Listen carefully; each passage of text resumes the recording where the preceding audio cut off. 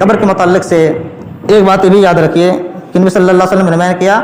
اکثر ذکر حازم اللذات، اے لوگوں تم موت لذتوں کو توڑ دینے والی موت کو یاد کیا کرو۔ موت کو کیوں یاد کیا کرو؟ فإنها تذکر الآخرہ، کیونکہ موت آخرت کو یاد دلاتی ہے۔ نبی صلی اللہ علیہ وسلم نے کیا موت کو یاد کیا کرو، اسی طریقے سے قبروں کی زیارت کیا کرو۔ یہ موت یہ قبر تمہیں آخرت کی یاد دلاتی ہیں۔ جب تم موت یاد کرو گے، قبر کو جاؤ گے زیارت کرو قبروں کی، تمہیں بھی احساس ہوگا کہ ہاں ایک نہ ایک دن ہمیں بھی مرنا ہے، ہمیں بھی ایک نہ ایک دن اللہ کے پاس جانا ہے۔ لیکن افسوس کی بات ہے کہ ہم لوگ موت کو بہت کم یاد بھی کرتے ہیں اور قبر پہ بہت کم جاتے بھی ہیں کہ قبر پہ جائے تھوڑا اپنے والدین کے لیے، ماں باپ کے لیے، بہن بھائی کے لیے حق میں دعائیں کر دیں۔ قبروں کی زیارت بھی ہم لوگ بہت کم کرتے ہیں۔ اگر کسی دن اتفاق بھی ہو گیا، 1 مہینے میں، 15 دن میں، 2 مہینے میں کسی کے جنازے میں جانے کا اتفاق بھی ہوا اگر قبرستان کے اندر،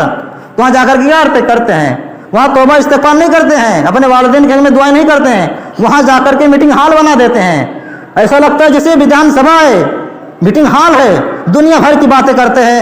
ایک کہہ لیجیے ایک جماعت ادھر بیٹھی ہے، ایک جماعت ادھر بیٹھی ہے، ایک جماعت ادھر بیٹھی ہے، پوری جماعتیں بیٹھی رہتی ہیں ادھر سے ادھر، اور سب دنیا بھر کی باتیں کرتے ہیں۔ ذرا بھی نہیں سوچتے کہ لاؤ اپنے ماں باپ کے لیے، اپنے والدین کے لیے، اپنے بہن بھائی کے لیے جو اس دنیا سے جا چکے ہیں ان کے حق میں دعائیں کر دیں، ان کے حق میں دعائیں مانگ لیں اور اپنے حق میں بھی دعائیں کر لیں، کچھ مانگ لیں اللہ رب العالمین سے۔ لیکن کیا کہا جائے، وہاں جا کر کے دنیا بھر کی بےہودہ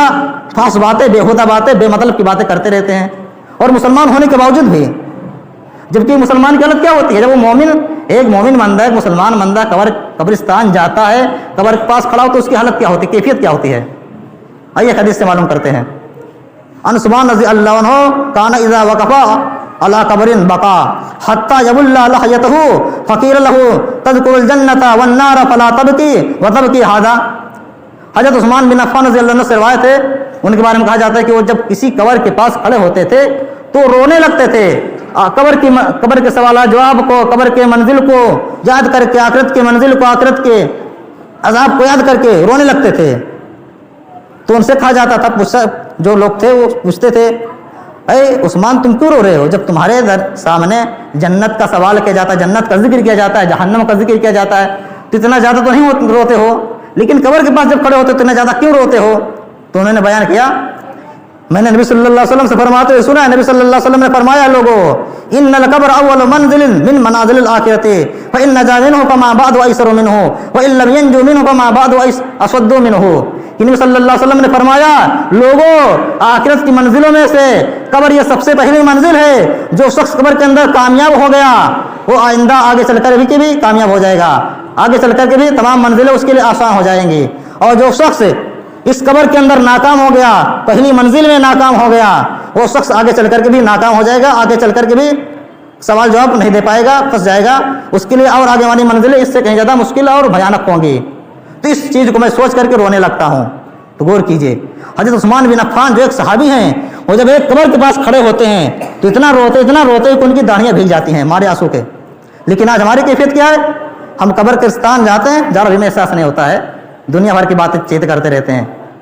اور ان کے سامنے جب ایک قبر ہوتی تھی، کسی ایک قبر کے پاس کھڑے ہوتے تب روتے تھے، اور ہمارے پاس کیا ہوتی ہیں؟ ہمارے طرف تو چاروں طرف قبریں رہتی ہیں، قبرستان کے اندر 10 قبریں 50 قبریں رہتی ہیں، لیکن اس کے باوجود بھی ہمیں ذرا بھی احساس نہیں ہوتا ہے، وہی دنیا کی باتیں، دنیا کی رنگین ہے، دنیا کی باتیں چلتی رہتی ہیں۔ تو یہ بھی ہمارے اندر بہت کمی ہے،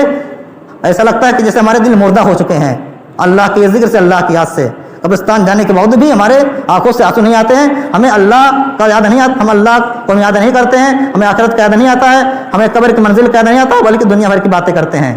اس لیے میں آپ لوگوں سے کہنا چاہوں گا کہ آپ جب بھی قبرستان میں جائیں تو اگر بات کرنی ہی ہے تو اسلام کی باتیں کریں، جنت کی، آخرت کی، جہنم کی باتیں کریں، اگر بات کرنی ہے تو، ورنہ خاموشی کے ساتھ بیٹھے رہیں کنارے، بےہودہ بات دنیا بھر کی باتیں مت کریں۔